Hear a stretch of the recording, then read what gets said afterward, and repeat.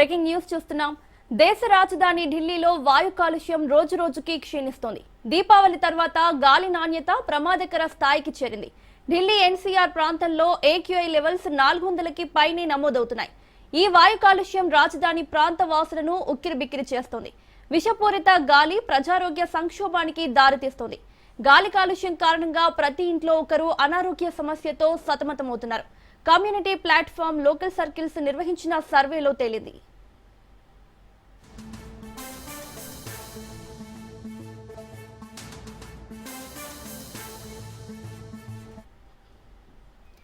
Delhi NCR ప్రాంతంలోని దాదాపు 75% కుటుంబాల్లో కనీసం ఒకరు అనారోగ్యంతో ఉన్నారని తెలిపింది. ఢిల్లీ, గురుగ్రామ్, నోయిడా, ఫరీదాబాద్, ఘజియాబాద్ నుంచి దాదాపు 15,000 కంటే ఎక్కువ కుటుంబాలపై ఈ సర్వే చేశారు. ఈ సర్వేలో అనారోగ్యంతో బాధపడుతున్న వారి సంఖ్య గణనీయంగా పెరిగినట్లు తేలింది. ఇక ఇదే అంశానికి సంబంధించి మరిన్ని అప్డేట్స్ మా ప్రతినిధి సైదులు అందిస్తారు. సైదులు, ఢిల్లీలో వాయు కాలుష్యం ఎఫెక్ట్ ప్రమాద స్థాయికి చేరింది. అయితే గాలిలో పూర్తిగా నాణ్యత చాలా తక్కువగా ఉన్నదని చెప్పేసి కూడా గుర్తించారు. సో దానివల్ల ప్రమాద ఎక్కువగా చోటు చేసుకునే అవకాశం ఉంది. ఇప్పటికే చాలా కుటుంబాల్లో దగ్గు, జలుబుతోటి వాయు కాలుష్యం కారణంగా రోగాల బారిన పడుతున్నారని చెప్పేసి కూడా గుర్తించారు. సో గాలిలో నాణ్యత దాదాపు 400కు పైగా IQI లెవెల్స్ తగ్గాయని చెప్పేసి కూడా గుర్తించడం జరిగింది. AQI లెవెల్స్ తగ్గడం వల్ల మనకి ప్రజలు చాలా ఇబ్బందులు పడాల్సిన పరిస్థితికి వస్తుందని చెప్పేసి ఉక్కిరి అవుతారని చెప్పేసి కూడా చెప్తున్నారు. 75% కుటుంబాల్లో వైరల్ ఇన్ఫెక్షన్లు, ప్రతి ఇంటిలో ఒక్కొక్కరికి అనారోగ్యం పెరుగుతున్న నేపథ్యంలో ఈ యొక్క కేసులు ఎక్కువగా నమోదవుతున్నాయని చెప్పేసి కూడా చెప్తున్నటువంటి పరిస్థితి కనిపిస్తుంది. దేశ రాజధాని ఢిల్లీలో వాయు కాలుష్యం రోజు రోజుకి క్షీణిస్తుంది.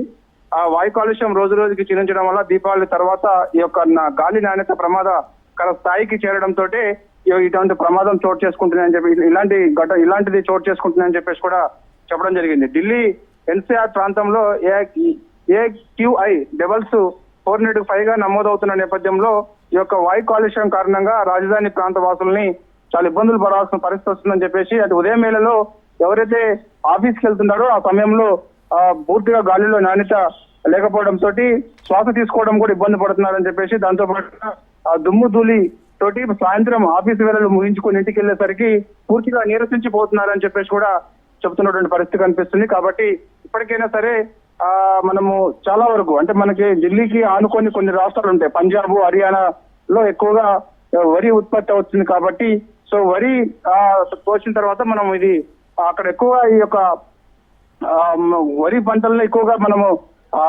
మంటల ద్వారా కాలుస్తూ వస్తాం. కాబట్టి తద్వారా ఈ యొక్క గాలిలో నాణ్యత తగ్గుతూ వస్తుంది. అందువల్లనే ఈ యొక్క ప్రమాదాలు అంటే ఈ వాయు కాలుష్యం ఎఫెక్ట్ ఎక్కువగా జరుగుతుందని చెప్పేసి కూడా చెప్తున్నటువంటి పరిస్థితి కనిపిస్తుంది. కాబట్టి సో ఇప్పటికైనా సరే వాడిని వెంటనే గుర్తించి మనము చాలా వరకు అంటే మనం దీపావళి తర్వాత ఇంత ప్రమాదకర స్థాయిలో ఎన్నడూ లేదని చెప్పేసి కూడా చెప్తున్నారు. కాబట్టి సో కొంత తగ్గించుకునే మార్గం చేసుకుంటే మంచిదని చెప్పేసి కూడా చెప్తున్న పరిస్థితి కనిపిస్తుంది. ప్రస్తుతం అయితే ఢిల్లీ, గురుగ్రామ్, నోయిడా, ఫరీదాబాద్, ఘజియాబాద్ నుంచి దాదాపు 15,000 కంటే ఎక్కువ కుటుంబాలపైనే ఈ సర్వే చేశారు. ఈ సర్వేలో అనారోగ్యంతో బాధపడుతున్నట్టు కూడా గుర్తించడం జరిగింది. సైదులు, అలాగే అక్కడి గవర్నమెంట్ ఈ కాలుష్యానికి సంబంధించి ఎలాంటి జాగ్రత్తలు తీసుకుంటుంది? ప్రస్తుతం అయితే ప్రభుత్వం ఎప్పటికప్పుడు అలర్ట్ చేస్తుంది. సో ఖచ్చితంగా ఈ యొక్క దీనివల్ల ఎవరైతే ప్రమాద బారిన పడ్డారో ఖచ్చితంగా మనం ప్రభుత్వ హాస్పిటల్లో వాళ్ళకి ట్రీట్మెంట్ చేస్తామని చెప్పేసి కూడా ప్రభుత్వం ముందుకు వచ్చింది. కాబట్టి ఎవరైనా సరే ఈ యొక్క గాలిలో మనకి వాయు కాలుష్యం ఎఫెక్ట్ బాగా ప్రమాదకర స్థాయికి చేరింది. కాబట్టి అత్యవసరమైతే తప్ప ఎవరు కూడా బయటికి రావద్దని చెప్పేసి కూడా చెప్తున్నారు. ఇది మనకి కొన్ని రోజుల తర్వాత తగ్గే అవకాశం ఉందని చెప్పేసి కూడా చెప్తున్నారు. ఎప్పటికప్పుడు ప్రజలను అప్రమత్తం చేస్తూ వస్తున్నారు ఢిల్లీ ప్రభుత్వం. ఎప్పటికప్పుడు ప్రజలను అప్రమత్తం చేస్తూ సో దానిలో భాగంగా మనకి ఇప్పుడు ఈ సీజన్ లో ముఖ్యంగా చలికాలంలో ఎక్కువగా ఈ యొక్క ఇలాంటి అంటే మనకి వాయు కాలుష్యం ఎక్కువగా ఇంకా పెరిగే అవకాశం ఉన్నట్టు కూడా గుర్తించారు. కాబట్టి తద్వారా మనకి ఎక్కువగా రోగాల బారిన ప్రజలు పడే అవకాశం ఉంటుంది. కాబట్టి సో అందరూ అప్రమత్తంగా ఉండాలని చెప్పేసి కూడా సూచనలు చేస్తున్నారు.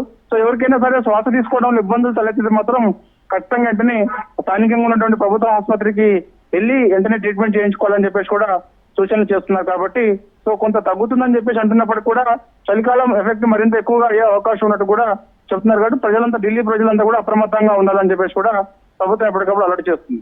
సైదులు అలాగే ఏక్యూఐ లెవెల్స్ కూడా చాలా ఎక్కువగా ఉన్న నేపథ్యంలో మళ్ళీ వాతావరణం ఎప్పటి వరకు సెట్ అయ్యే ఛాన్స్ ఉంది? మనకి ఒక 10 రోజుల తర్వాత సెట్ అయ్యే అవకాశం ఉందని చెప్పేసి కూడా చెప్తున్నారు.